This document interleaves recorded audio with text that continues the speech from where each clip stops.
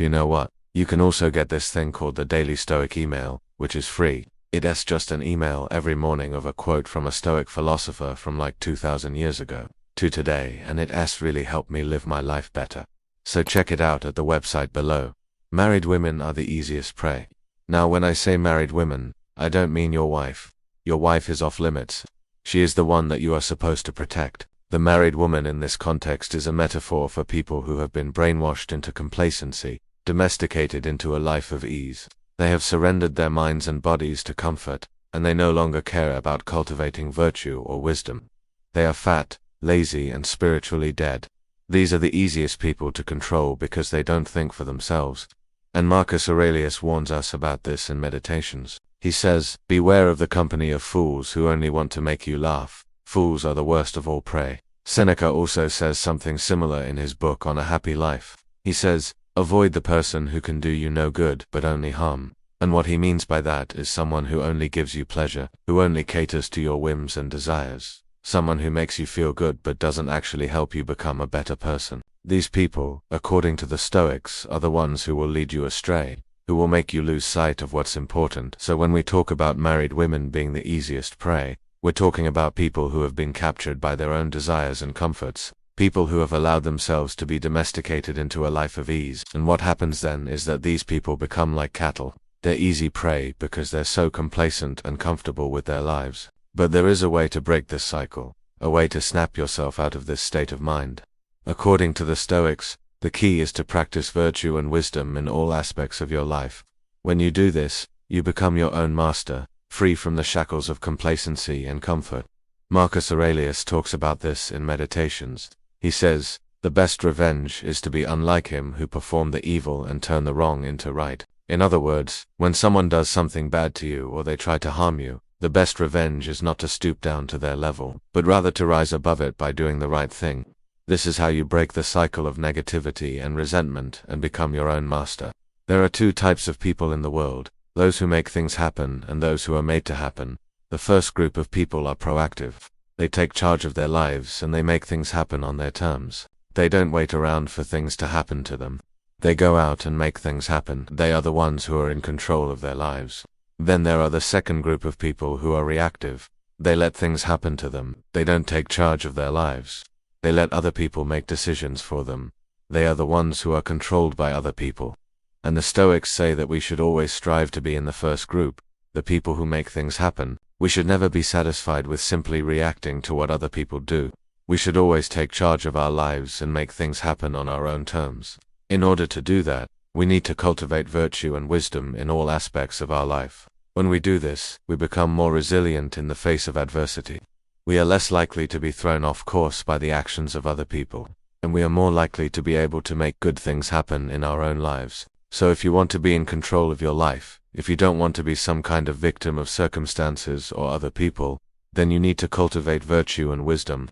You need to be proactive instead of reactive. You need to make things happen instead of waiting for things to happen to you. And this is the key to becoming your own master and avoiding the pitfalls of complacency and comfort.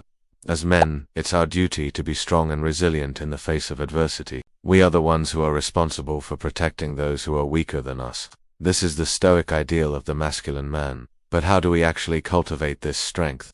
How do we become resilient in the face of adversity? Well, according to Marcus Aurelius, it all starts with self-control. He says in Meditations, "When you rise in the morning, think of what a precious privilege it is to be alive, to breathe, to think, to enjoy, to love." When we start our day with gratitude and appreciation for what we have, we set the tone for the entire day.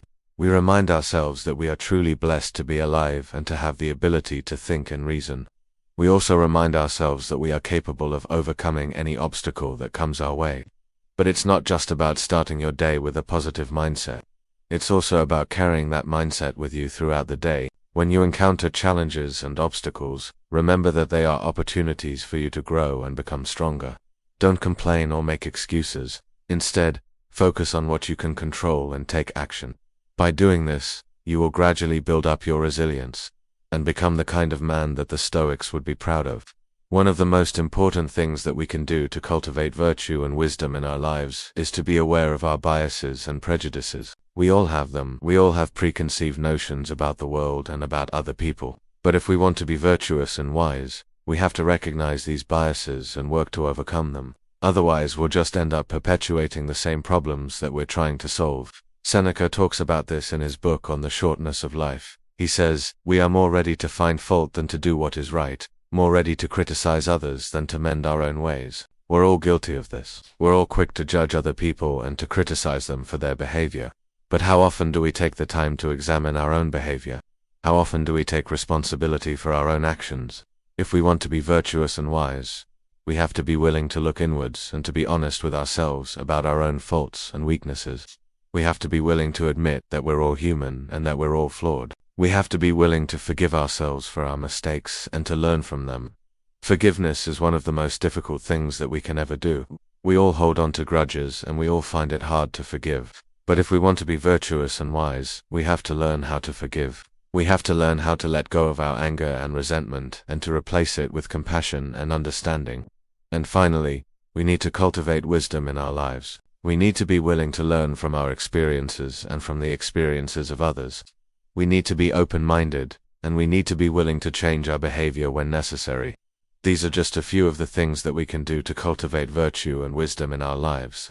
But the bottom line is that we all need to be aware of our own biases and prejudices, and we need to work to overcome them. If we want to be virtuous and wise, we need to be willing to look inwards and to be honest with ourselves about our own faults and weaknesses.